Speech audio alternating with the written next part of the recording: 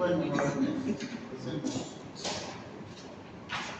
A hablar sobre coledoclitiasis. Gracias. Este otro tema también, como ustedes saben, que corresponde a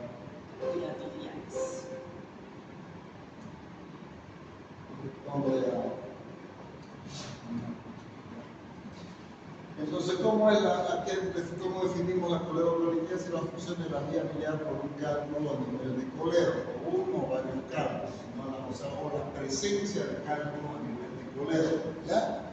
95% de los pacientes con coledoclitiasis simultáneamente han tenido litiasis biliar, o sea, casi todos los pacientes, ¿ya? En un 5 o 10% de los casos, el colelitiasis presentan simultáneamente cálculos de coledo. Entonces, las coledoclitiasis en pacientes con litiasis son alrededor del 5 al 10%. ¿Okay?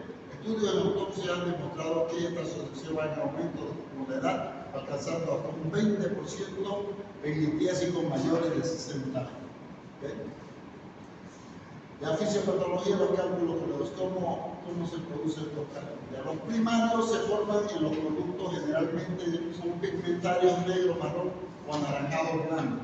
Estos primarios se pueden formar en un paciente que no ha sido colonizado, como un paciente que sí colonizado se pueden formar. ¿Ya? Secundarios se producen una vesícula, el 95% inmigran por el sitio a través de una fístula biliobiliar, generalmente son de colesterol. ¿Ya? Los secundarios no siempre pueden a través de una fístula, pueden migrar también a través del conducto cístico. ¿Ya? Pueden migrar, no siempre. Más bien el tema de la fístula es excepcional. Es una fístula biliobiliar, ¿ya? Son más raras. Normalmente la migración de cálculos es a través del conducto cístico. ¿Okay? Son de colesterol generalmente los secundarios, y los cálculos retenidos cuando no han sido detectados durante una colecistectomía, y después de que hemos hecho eso lo encontramos. ¿Ya? Si se encuentran después de un año, se les puede considerar que no son retenidos, que son primarios, o sea, que se han vuelto a formar en esa vía biliar. ¿Ya? Si antes de un año no dan sintomatología, si antes de un año empiezan a dar sintomatología al mes después de haber sido operado el paciente, entonces significa que ya sus cálculos estaban ahí y no lo detectamos en su momento. Las consecuencias fisiopatológicas, esta similar y proceso de infecciones con la y cuadros sépticos graves que producen grado que favorecen también la colestasis, alteración del espacio de la porta periportal, fibrosis y cistosis. Entonces, alteraciones tanto del conducto biliar como también de los alrededores del proceso inflamatorio. ¿Ya? Puede haber migración de cálculo a través de la papila o su impactación. ¿Ya?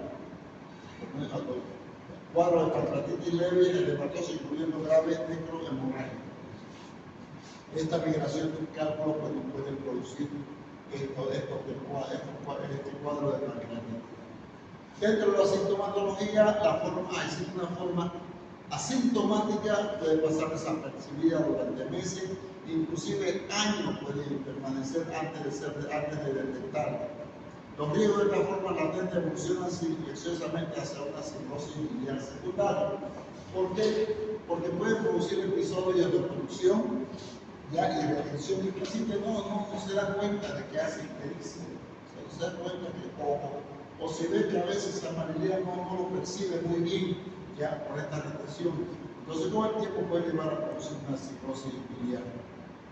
¿Ya?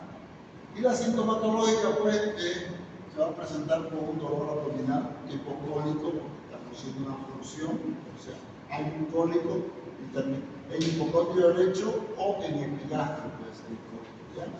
Puede haber náuseas, vómitos, en ocasiones el cuadro con dolor ya va seguido de ictericia, escalofríos y fiebre. ¿Ya? Esto da una característica principal, lo que le he dicho dentro del síndrome objetivo es el síndrome coledociano. ¿Qué es el síndrome coledociano? la obstrucción de la vía biliar. Obstrucción no es cálculo en la vía biliar, ese no es el sistema nervioso.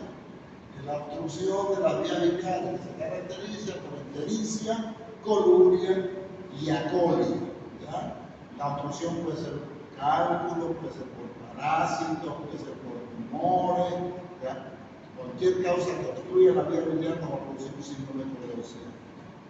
Se asocia a escalofríos y fiebre del paciente. Tenemos la triada de Charcot, dolor, fiebre e ictericia, que nos indica la posibilidad de una colangitis, ¿no? Entonces, hay que tener mucho cuidado. Esto es lo más temido dentro de un cuadro de coledocolitiasis y de obstrucción de la vía biliar. La evolución hacia una colangitis, porque las colangitis evolucionan rápidamente hacia la sepsis, peor en pacientes mayores de edad. ¿Okay? Dentro del diagnóstico,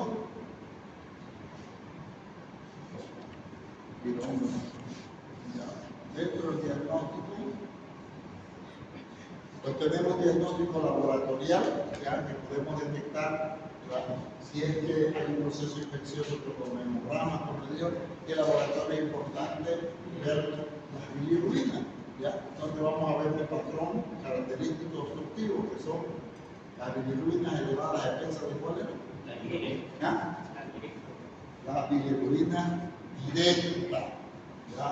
La bilirrubina directa, la pose hepática, no se olviden el dibujito que hicimos en práctica, ojalá se acuerden, porque muchos caen, y se acuerdan, el ejemplo una vez que sale por la otra, ¿ya? La fosfatasa alcalina es un componente importante del proceso obstructivo, de la tasa alcalina elevada, ¿ya? Una ecografía que nos mostraría en una coledocolitiasis. Nos puede mostrar el cálculo dentro del coledo. Si no vemos el cálculo, ¿qué nos puede mostrar? El aumento del diámetro del coledo, un aumento dilatado nos da a sospechar de que sí hay una probable obstrucción por un coledo. La colangiografía transepática percutánea, eso es ante la imposibilidad de hacer una ERSP, ¿ya? O hacer una ecografía, tenemos que hacer podemos hacer una colangiografía transepática percutánea por punción. Generalmente a veces se hace con tumores. Cuando hay obstrucción producida por tumores, a veces van con tumores de la vía biliar, entonces la colangia se tiene que hacer percutáneamente porque no hay más por donde meter el contraste. Se hace punción y se hace se llega a la vía biliar y se contrasta la vía biliar para ver el sitio de obstrucción que está produciendo. Y la tomografía, sobre todo la colangiotomografía, ya que se hacen, y las colangioresonancias actualmente, que son muy importantes para ver, que nos permiten ver claramente la presencia de cálculos a nivel, o tumores, o cualquier obstrucción que haya a nivel de la vía biliar. ¿Ya? Entonces aquí vemos ya un conducto colédoco y la presencia de unos pequeños cálculos. ¿Ya? Acá ven, el conducto colédoco y ahí tiene su cálculo. No siempre se puede ver, así que si la ecografía no lo ven el cálculo, no hay cálculo, pues no lo valida la ecografía, no siempre se ve. Tenemos que ver que hay la presencia del cálculo en el colédoco. ¿Ya? Entonces, existen los diferentes métodos para hacer colangiografía. Tenemos una ERSP que se hace a través de endoscopía, hacemos la colangiografía retrógrada, porque ven, la bilis viene de acá, ¿sí? ¿Ya? Esto viene de acá y nosotros la metemos de retro el contraste, ¿sí?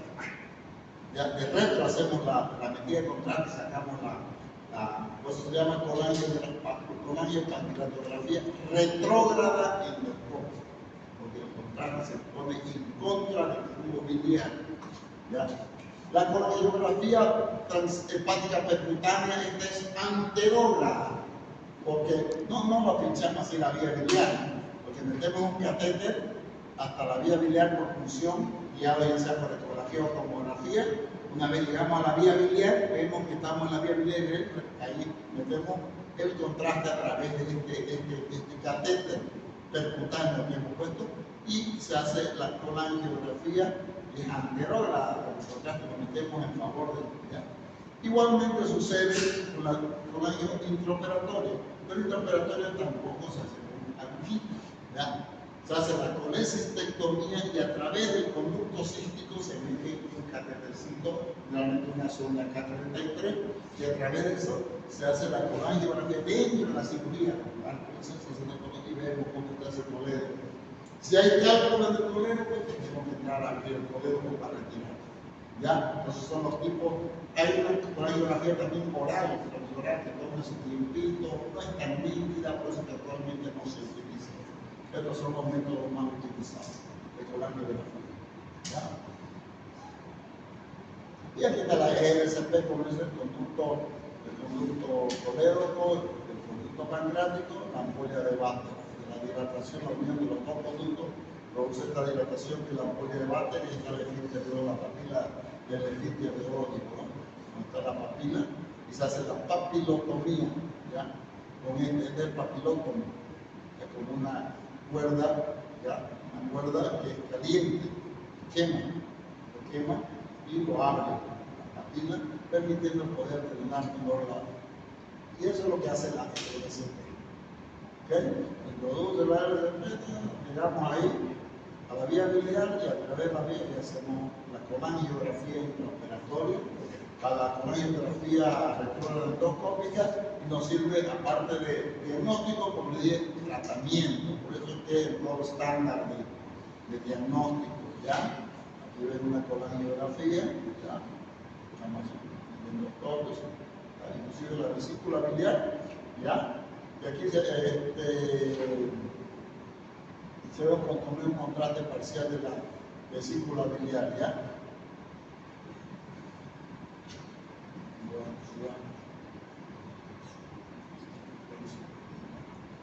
Aquí vemos una colangiografía también, y aquí ya se ven los cálculos, ¿ves? En la vía biliar. Otra colangiografía y de un cálculo de la vía biliar.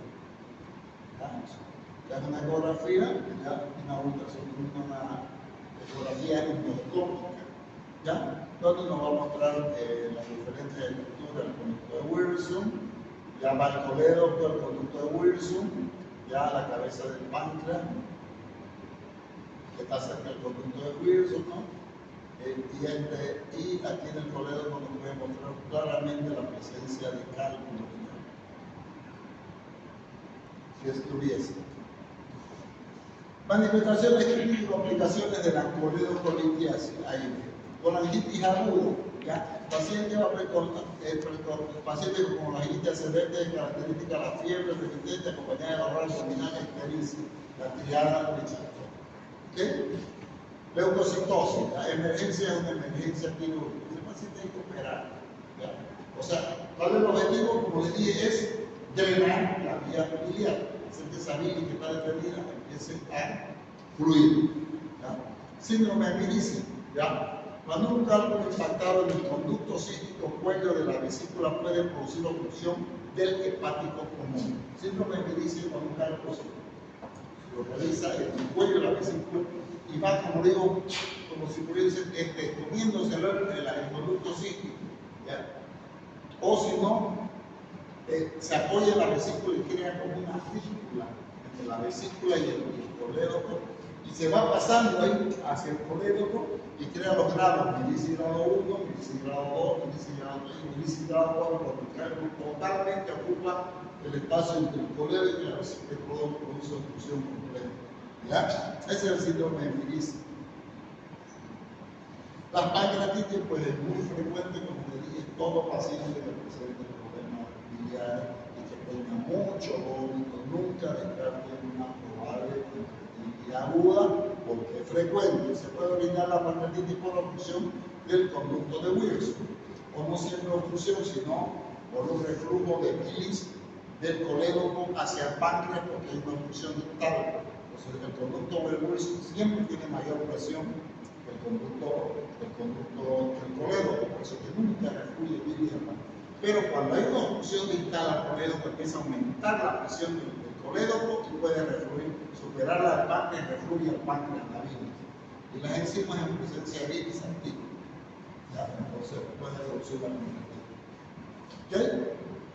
Y el iliobiliar, manifestación poco frecuente predominante en el sexo femenino, ya es erosivo. El iliobiliar es cuando el fondo de la vesícula generalmente se adosa al intestino delgado, ya sea al duodeno o al yeyuno, y hace una erosión, se adhiere y ahí crea una fístula, colecisto entérica, generalmente un cálculo grandote. Entonces se abre esa fístula y el cálculo se pasa, ya sea al duodeno directamente o al yeyuno, y ese cálculo se va avanzando, el intestino va y produce una obstrucción.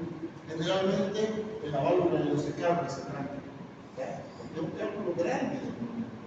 Puede ser que yo encontré los biliares en la mitad del intestino delgado, trancando, pero la mayoría van a se trancan a nivel de la válvula ileocecal, y producen una obstrucción intestinal, ¿ya?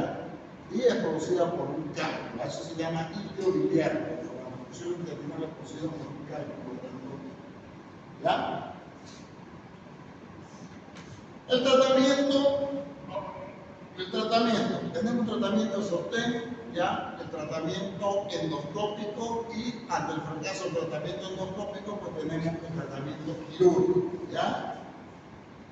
Las medidas de sostén son, hay que internar a este paciente, porque saben ya de 10 pacientes que están con ictericia, no se puede ir a su casa, tiene que internarse, ya, nada por vía oral, darle salud, hasta que descartemos cualquier otra patología más, ya, sus soluciones, su suero, hidratación, usar antibióticos, podemos usar cefalosporinas de tercera generación, fluorquinolonas también, como el ciprofloxacino se puede utilizar, antiespasmódicos orales, antiinflamatorios, o sea, los analgésicos, el Lorenal, que son AINES, solicitar ecografía, hemograma, bilirrubina, fosfatasa alcalina. ¿Ven cómo predomina el tema de la bilirrubina y fosfatasa alcalina? Porque son dos de los parámetros que nos van a indicar un cuadro objetivo. Relación de la bilirrubina espesa de la directa con relación de fosfatasa alcalina. Nos da un carácter objetivo esa ictericia. El control de signos vitales. Entonces, las medidas de sostén son en el cuadro inicial de los internos, cuando van a internar.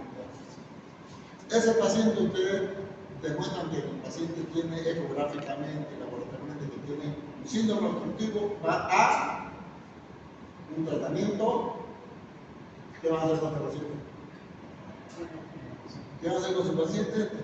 Ya lo han internado, ¿qué van a hacer con el paciente? Hay que hacer un endoscopio, va al tratamiento endoscópico, que es la ERCP, tenemos ARCP, y papalotomía para exploración de la vía biliar, para tratar de desobstruir esa vía biliar, para salvarlo de una exploración quirúrgica de la vía biliar, ya no se debería hacer. Ya, entonces se soluciona con la ERCP el problema y lo mandan a cirugía después para operar esa vesícula y sacar. Ante el fracaso de la ERCP, nos vamos igualmente al tratamiento quirúrgico, pero tenemos que hacer la colecistectomía más colangiografía intraoperatoria para ver dónde están los calculitos que no han podido sacar en la endoscopia y los encontramos. Entonces tenemos que hacer la coleocotomía, ya, o sea, la exploración de la vía biliar instrumental, ya, para extraer el cálculo, se utiliza unas pinzas de ranga, que se llaman, que son muy utilizada, y se deja la combinación de un tubo de té, un tubo. Entonces, ese es el tratamiento que se hace en los tres pasos.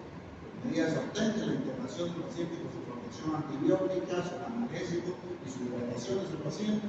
En segunda instancia se envía a tratamiento endoscópico, y en tercera instancia tratamiento quirúrgico, ya que varía si se resolvió o no se resolvió endoscópicamente, para ver qué va a hacer en la cirugía. ¿Okay? Llega listo. Y ahí ven la imagen de un tubo de Kerr dentro de la vía biliar, ¿ya? Y se está haciendo una colangiografía trans-Kerr. Esto es, muchas veces se hace dentro, colocamos el tubo de Kerr y ahí en la misma cirugía se hace una colangiografía trans-Kerr.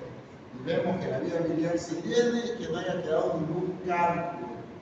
Porque por ahí se quedó uno a retirar, no a cortar los puntitos, sacar el Kerr y iba a sacar ese cálculo que no lo vimos. Entonces, antes de terminar la cirugía se hace una coronografía facial y se verifica que la vía biliar esté limpia, que haya un buen pasaje por la papila al duodeno, esto ya es duodeno, ¿ya? Hay un buen pasaje de contraste. Y el QER lo retiramos después de 21 días, ¿cuántos días el paciente? Antes de retirar el QER, se manda y se hace otra colangiografía al paciente, se le pide que se haga una colangiografía para verificar que realmente no aparece ningún calculito ahí perdido, ¿ya? En el tiempo. Si por X o Z apareciera alguno, podemos tratar de retirarlo con IRS, un solo calculito, si lo podría retirar con IRS, ¿ya? No tengo que operarlo nuevamente, ¿no? Lo ideal es que vaya, hayamos limpiado bien esa vía biliar, claro que estamos abriendo, ¿ya? Cuando indicamos una coledotomía absoluta, o sea, sí tenés que abrir el coledo por una cirugía, cuando tenés que entrar a la cirugía, tenés que abrirlo. Cuando palpamos cálculo óseo, tenemos que hay cálculo en el coledo, hay que abrirlo. ¿Bien? Ya cálculo en ecografía está en todo esto por la ecografía intraoperatoria, entonces que no lo hemos podido resolver. Entonces, tenemos que abrir la vía biliar, no queda más, ¿ya? Paciente con ictericia, ya, paciente con ictericia no tenemos los medios, ya, con paciente con toda la característica de ictericia posible y no tenemos medios para poder detectar si el paciente tiene una solución, hacer una RCP o tratar de poder hacer un tratamiento previo, ¿entiendes?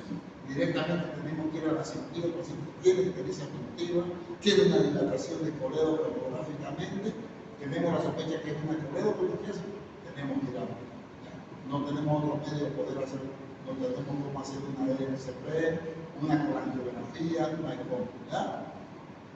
Lógicamente que en estos pacientes con ictericia, previamente hay que hacer una colangiografía intraoperatoria. Hay veces que no se encuentra en el comienzo del curso. Entonces hay que hacer nomás la cultura del coledo que explorar a ciega. Actualmente es un poco difícil, ¿no?, de que hagamos eso en las provincias, de los hermanos de las provincias y estas cosas, porque mandar pacientes de provincia era muy complicado. Ahora los mandan ya no hay tanto problema, ¿ya? Y en las colangitis, ¿ya? Pacientes con colangitis hay que entrar, si no podés hacer una ERS, tenés que entrar y ir a tratar esa vía, como sea, ¿ya? Porque no hay otra opción, ¿no? Y las indicaciones relativas, cuando vemos un coledo dilatado, podemos hacer una colangia y vemos de que no hay cálculo, entonces por más que esté dilatado el coledo, si no hay cálculo, ¿por qué lo vamos a abrir, no? ¿Ya? Cálculos pequeños en vesícula o un cístico ancho también, ¿ya? Son relativas, aspiración de bilis oscura, vesícula esclerotrófica, en caso de duda, no acceso a endoscopía o colangiografía intraoperatoria, ¿ya? ¿No?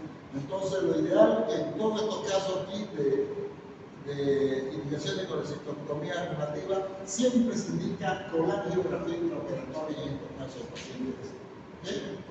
Cuando vemos, vamos a ir a sacar la vesícula, pues vamos a hacer una colangiografía intraoperatoria. Si encontramos algo, vamos a tener que abrir ese coledo. ¿Okay? Así. El tubo ECHER, ¿cuáles son los objetivos de este tubito? Que mucha gente actualmente ya lo está queriendo dejar de utilizar, porque siempre somos haciendo esto, ¿ya? Drenar la bilis para descomprimir esa vía biliar. O sea, que todo el tiempo drenando no se ponga tensa, ¿ya? Porque si nosotros la supuramos por el coledo directamente por algún problema se obstruye y empieza a haber fuga por esos puntos que hicimos. Entonces, ¿cómo asegurar que eso va a estar drenando y no va a haber presión dentro del coledo? Control radiológico postoperatorio, lo que les dije, la radiografía después. Eventual tratamiento percutáneo si hay una litiasis tisular a través del coledo, como poder hacer un tratamiento percutáneo, igual que como se hace por transparente cuadro, que se hace por el tratamiento de los mitos, se lo empujan a través del tubo que se podría hacer un tratamiento para empujar los mitos hacia el gobierno. ¿Okay? Entonces, yo todavía soy un partícipe del tubo ECHER. Dicen que los coleros Los coleros cuando miden más de 1 centímetro de diámetro cuando trae a probar la vía biliar y son unos coleros bien anchos, puede cerrar primariamente y no de tubo Kerr. ¿Ya? Hay algunos trabajos hechos, pero imagínate vos, un paciente privado, que tiene particular, que le hagas eso y le cerrar el colero, que haga una fuga de líquido, un bilioma, que llega a emergencia después, la robodia, la gente de la barrera de líquido, con el hueso, porque estaba experimentando lo que decían en los congresos que se puede hacer, la tranquilidad que te da un tubo de Kerr, ponerlo a tratar de ahora ya por a dormir a tu casa tranquilo, sabiendo que ese colero no va a fugar y no tiene comunicación, ¿no? Muchos de estos que presentan cuadros lo hacen en pacientes de hospitales. Eran pacientes hospitalarios y después más o menos experimentan un poquito. Tiene algún problema el paciente, lo vuelven a operar y le ponen su tubo de Kerr. O sea, la solución es lo que debieron hacer primero. ¿Cómo solucionar el problema si tenés una fuga de colero? ¿Ya? De vidrio. No entrar y lo volvés a configurar el colero, por donde fue. No. La solución es entrar y poner un tubo de Kerr. Así le solucionás la fuga de colero con una sutura primaria. O sea, lo solucionás lo que debiste haber hecho. ¿Entiendes? Entonces, no tiene mucho sentido arriesgarse, ¿no? Mejor hacer lo que tenés que hacer nomás y estar tranquilo a dormir a tu casa. Prefiero hacer un tubo delgadito, no molesta, pero voy a asegurar al paciente que no va a tener problemas. Ya luego vos te vas a dormir con un colero con primario cerebro y estar pensando, ¿será que fuga? ¿Será que va? No vas a dormir, viejo, ¿por qué tienes más problemas? ¿Qué? Como requisito para retirar ese tubo de Kerr, con la geografía normal, estudio del paciente, tiempo mínimo de 14 a 21 días. Yo espero generalmente 21 días, con la geografía normal, tiene limitación para retirar ese tubo de Kerr. Si pidas un cálculo residual, no se lo saque, hace falta que el residual mejor.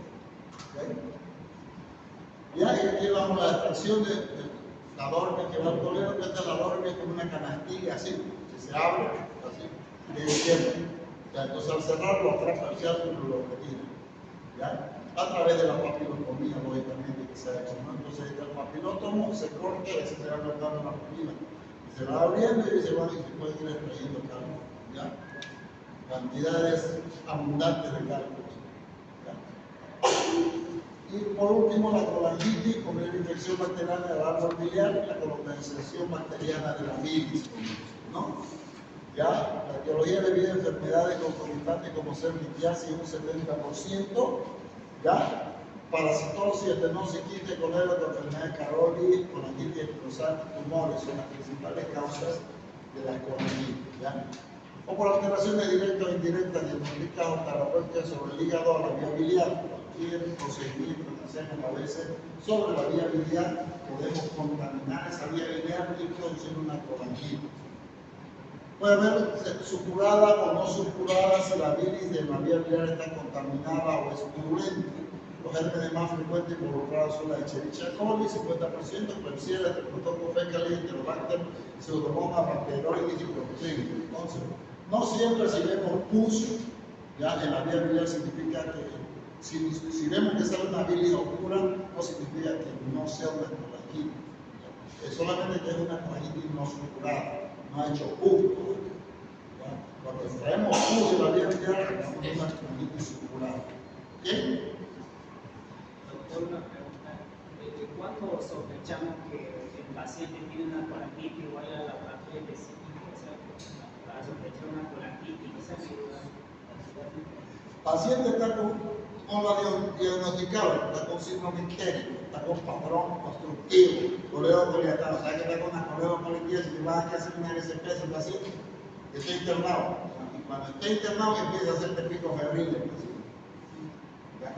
¿Qué significa? Que no está con la vida inflamada. Probablemente sea la vida inflamada, está haciendo una colangitis. ¿Y qué tanto me sirve la fosfatasa alcalina? La fosfatasa alcalina es para los productivos. La fosfatasa alcalina es abundante en la bilis. que la sangre tiene sus niveles normales. Si la bilis pasa a la sangre, pasa con su combatasa alcalina, entonces los valores de combatasa alcalina en sangre se elevan. Significa ya que la bilirrubina directa, que es rica en combatasa alcalina, está pasando a la sangre. ¿Ya? Entonces hay un proceso efectivo, no está pasando la bilirrubina directa. ¿Okay? Y la varita, la bacteria frecuente, el Escherichia coli, Pseudomonas, Streptococcus fecalis, ¿ya? La triada de Charcot, como dijimos, que la característica dolor, fiebre, ictericia, ¿ya? La pentada de Reino es lo que tenemos más miedo que evolucione en la colonia, ¿ya? A la triada de Charcot, la confusión mental y el shock que puede presentar el paciente, se pierde totalmente y entra en un coma, ¿ya? Entra en coma y a veces revertirlo ahí es complicado, es una sepsis, ¿ya? No todos los pacientes tienen la capacidad de salir de su cuadro séptico, ¿ya? Pacientes que hacen neumonía, que hacen terapia, que hacen neumonía, y se complica, pero lo vigila. Y esto entra a una sepsis y generalmente se mueren, los diabéticos, hay que tener mucho cuidado. Por eso es que él tiene bastante respeto a las colangitis, ¿ya? Y el diagnóstico, al igual que la ictericia, pues tiene su laboratorio, un infeccioso, ya ecografía que nos muestra una característica, un proceso obstructivo, la colangiografía transpánica percutánea, la LSP, todo para hacer el tratamiento y el diagnóstico, ¿no? Porque la colangitis, como digo, es consecuencia de éxtasis. El éxtasis ya en el colérico produce la colangitis. Tratamiento, lo que les dije. El fin es descomprimir el árbol biliar. El método debe ajustarse a las situaciones clínicas individuales. ¿Qué tiene que hacer que ese árbol biliar empiece a drenar? Está detenida la bilis ahí, está haciéndose purulenta esa bilis. Tiene que hacer que empiece a fluir nuevamente. Tiene que comprimir. ¿Cómo? De acuerdo a las situaciones clínicas que tengas a mano. ¿Ya? Esfinterotomía endoscópica y drenaje, esfinterotomía, o sea, la LSP, si la tenés a mano, hacerla lo más pronto posible. Si no tenés a mano, si no tenés la posibilidad de hacerlo, ya el paciente está con colangitis, tenés que hacer un drenaje y no te quedas. Tras operar, sacar la vez para hacer una exploración de vía biliar en la drenaje, que hace un bloqueo. Y se acabó, y antibiótico-terapia. El mismo tratamiento que vimos en la coledocolitiasis. ¿Okay? Por eso todos los temas se complementan. ¿Ok? Fue prácticamente un repaso de la práctica. Si nosotros sospechamos que un paciente da una triada Charcot, la triada hepática, ¿cuál es el diagnóstico que yo debo tomar primero? ¿Una ecografía o una RCP? ¿Cuál es el mejor? No, siempre puede tener que hacer la ecografía. La RCP no va a ser RCP y ahí en 10 minutos la hacemos.